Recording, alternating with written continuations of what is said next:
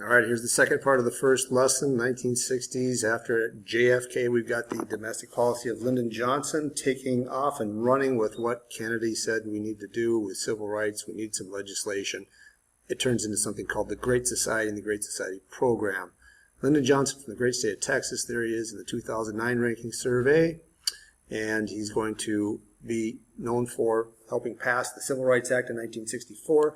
He's considered to be one of the greatest senators in our history and really knowing how to work the halls of Congress and talk to people and influence people and getting legislation passed.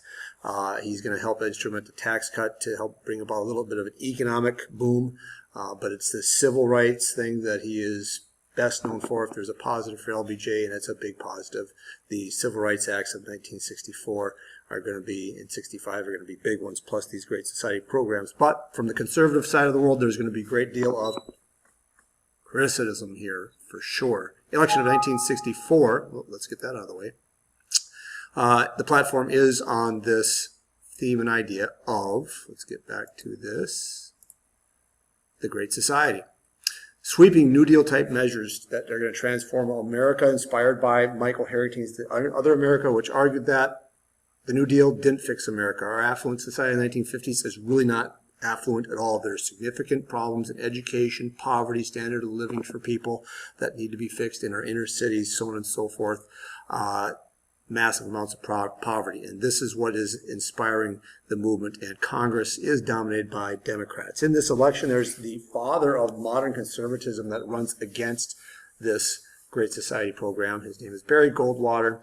Hated the federal income tax. He attacked that. Social Security, the TVA, civil rights legislation, the negotiation of treaties with the Russians, and peaceful coexistence with them at all was something he wasn't into. Actually, very much a strong proponent of, if we need to use the nuclear bomb, I'll use the nuclear bomb. And, of course, attacking the Great Society platform. And the Democratic side of the world utilizes this hard language in their campaigns. All the way with the LBJ was the slogan for the Democrats: in your guts, you know he's nuts. But on the other side, Barry Goldwater in this famous line, I'll let you read it. Pretty cool. I'm going to give you the link for this. We'll watch this in class. This particular advertisement against Barry Goldwater was highly impactful and will send shivers up and down your spine if you look at 1964 election campaign advertisements. You'll see that pop up right away. Election of 1964, again, as we talked about before, with 1960, a little bit of the solid South starting to break away. Well, now we have civil rights and the South not into civil rights, federal action to try and establish civil rights compliance, Brown v. Board of Education, integration, all of that kind of thing. It's resisting. No longer will we see this in the blue in our history to the present day. It's going to be more on the Republican red in the South. This is where things start to shift. All right, resistance, states' rights, massive resistance to the new legislation that's going to come, or effort to legislate civil liberties from the federal government, top down. Sounds like the radical Republicans of the Reconstruction time period, 1865 to 1877. Again, Democrats have large majorities. Got to throw in my Minnesota thing here from Waverly, Minnesota. Vice President for LBJ was a guy by the name of Hubert H. Humphrey. He'll run for election in 1968. But again, we've got this trend, right? Farmers planted the seeds of reform and change, attacking laissez-faire. Get a little bit done, some things kind of happen here, and right on the heels of it, we have this progressive movement that is more in the urban areas of society and middle class, upper class portions of society, trying to get reform and change done. World War I ends, kills it, goes away for a while. We've got the Republicans, and then we've got the Great Depression of the New Deal, bringing on significant government reform and regulation over big business and industry, but it's heavily, heavily economic, right? Very little political rights in this area. Quite a bit of it happening here with women, but for other minorities and such, not so much. Well, here, it's this civil rights movement in this 1950s, 1960s time period where we have a significant amount of civil rights legislation and economic change going on here, but it's a different type of economic change. It's not regulation of the money system, but it is taking on taxes in order to create programs to fix problems in society. So this list of things you need to know for the upcoming assessment that we have for you, it's in your graphic organizer. Big change in our quota system, of course. Aid to urban areas that need help, where minorities are especially suffering and lacking jobs and lacking proper housing. The environmental hug the tree green movement is coming around to here at this point in time. There's a book called Silent Spring that helps inspire that. Cultural programs like PBS and federal financing of cultural artistic programs abound here at this point in time and are around here yet today, and of course are being discussed to be slashed here today as we speak. So this is a time for, in this Great Society program, a triumph for civil rights. Affirmative action being a very significant issue here at this point in time, essentially kind of establishing quotas for minorities in schools and government jobs. Anything that gets federal money or tax dollars from the United States government is required to have a certain number of minorities in their employment or within their ranks. And the criticism and the fight is going to come in that, it's too easy for one group and too hard for another. Reverse discrimination is what will come about in this after this is passed and established here in the 60s and into the 1970s, and that is just not fair. However, kind of like 40 Acres and a Mule from the Civil War time period, when the United States government and the Bureau of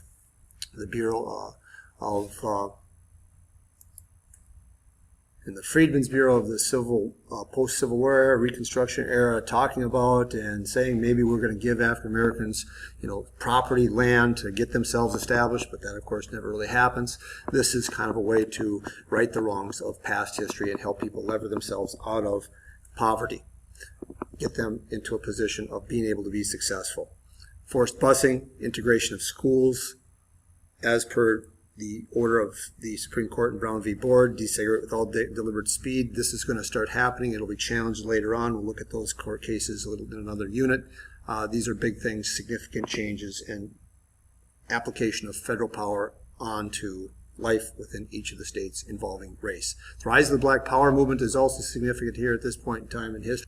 Despite the fact that we have civil rights legislation actually enforcing the 14th and 15th Amendments from the Reconstruction time period, there's still dissatisfaction with everyday reality life in the country, especially in our urban centers. Nonviolence, civil disobedience didn't seem realistic, seemed too idealistic, especially amongst young African Americans and young minorities. They questioned the whole integration goal. Is it worthwhile? Not practical, not going to really happen. Nobody wants to really have us integrated with them. Many are still experiencing inner city poverty and discrimination, police brutality, things of that nature. And this Black Power movement has a theme of separatism in it as well, arguing for the separation of the races. Some radical groups would say that the federal government should supply them with space in the country and places to go to set up their own communal societies and just operate amongst themselves in every aspect that you can possibly imagine. Inspired really by Marcus Garvey here and the time period of the Harlem Renaissance in the 1920s, establishing that Universal Negro Improvement Association, Black Pride, kind of comes really from here. And this was a movement that had a lot of membership in the 20s, and it was considered to be kind of a radical element. And of course, he was put into jail, and his shipping company that he established to help bring African Americans to Africa and establish a nation for themselves ultimately failed because of mail fraud, breaking the law involving that. The Nation of Islam really is the most notable and well organized with this mindset. Marcus Garvey, important dude to know. You may be asked that. The rise of Black Power really also then stems from, in the time period, Malcolm X and the Nation of Islam. He's by far the most vocal and brilliant of the speakers and leaders in that organization, and even of the time period. Religious justifications for black separatism and rights is what he preached, and really obtaining this through any means necessary. Nonviolence is something that he felt was actually a negative. He felt it actually encouraged white violence. To be meek and passive just to him was asking for trouble. And again, he's really the core of this Black Power movement that's developing here in the late 1960s. This is taken on, and the message and the tone that he brings to the movement is taken on by the Student Nonviolent Coordinating Committee and Stokely Carmichael in conjunction with CORE. They'll get together and call for a purging of anybody that's not of their race and their color. Interracial cooperation just isn't something that they feel is reasonable anymore. Part of this is a response to the violence against African Americans, especially that event in notice of the years here, the shooting of James Meredith. Things are getting more radical within the movement. Racial pride, black nationalism, struggle versus white tyranny. In late 60s, they'll join the Black Panther movement.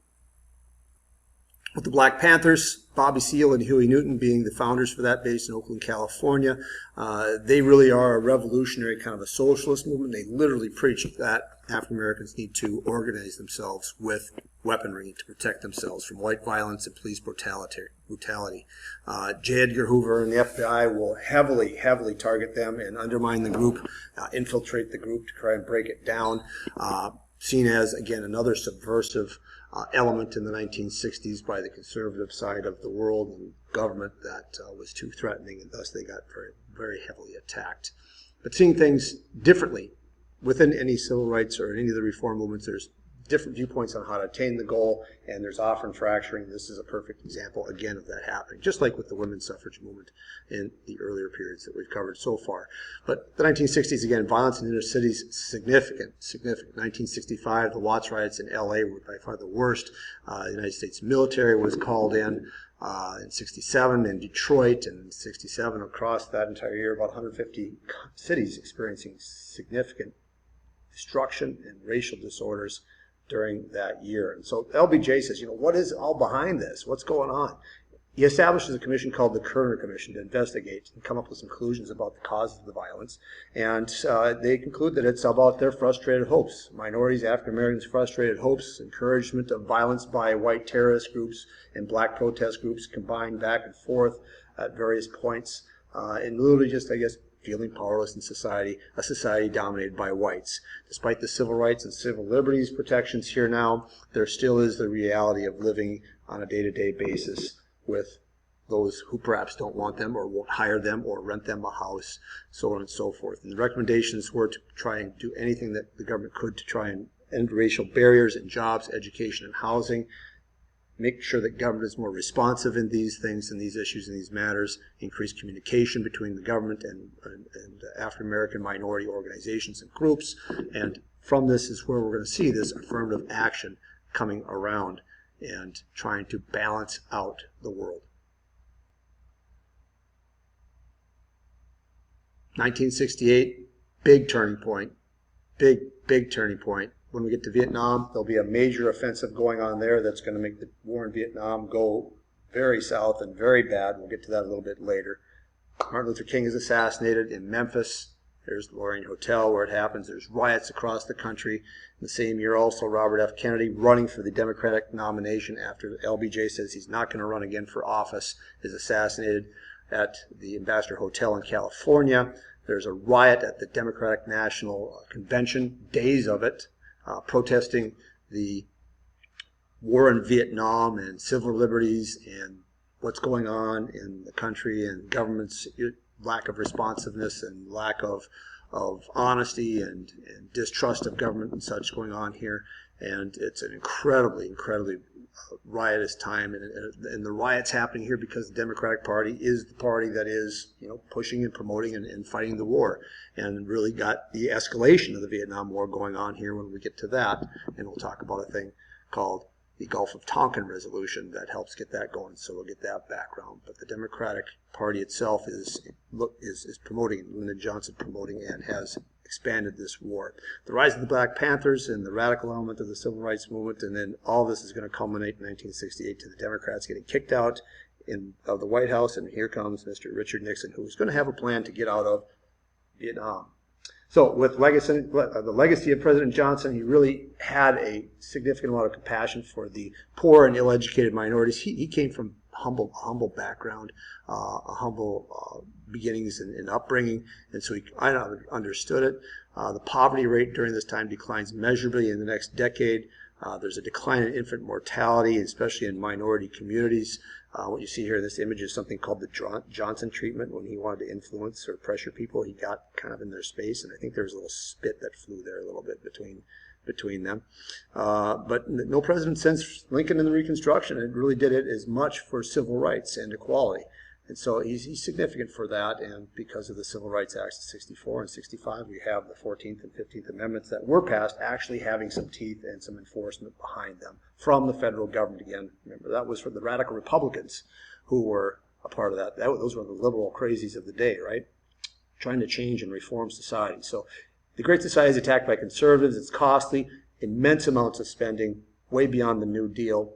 Increased to pay for these things. It's a debate today, especially Medicare, Medicaid, at the time that we're speaking of things here right now.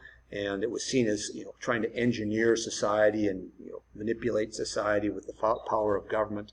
And it wasn't supposed to be that way. There's socialistic programs, but what's going to bring things down is not only the expense of the Great Society programs, but the expense and the money and the focus and the attention drawn toward Vietnam is really going to end the movement to improve the Great Society programs and to expand them even further, and it's going to absolutely suck the life out of Lyndon Johnson in this term of office that he has of his own, to where he says, I can't do this anymore. He'll be locked in his house, in the White House practically all the time, because there's protests around the clock around the White House.